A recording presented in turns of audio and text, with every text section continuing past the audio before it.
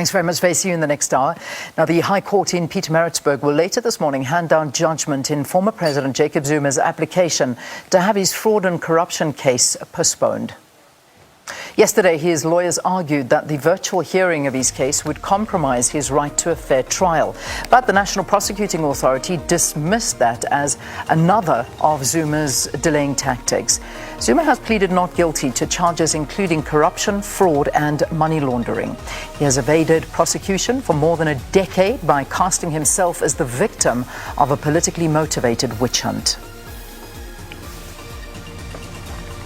The inquest into the Life Esidimeni health scandal will resume in the High Court in Pretoria this morning.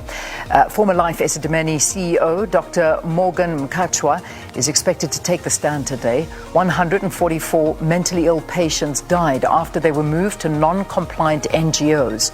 This followed the termination of a contract between the Gauteng Health Department and the Life Esidimeni Group in 2015 due to financial constraints.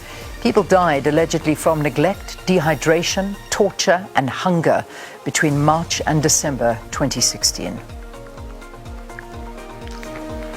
The country has administered more than 220,000 vaccines in one day. This is the first time the 200,000 mark has been exceeded in a day since the vaccination drive began in the country.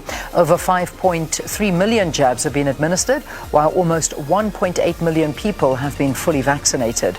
Meanwhile, the National Institute for Communicable Diseases has reported 7,209 new COVID-19 cases. This increase represents a 27.3% positivity rate.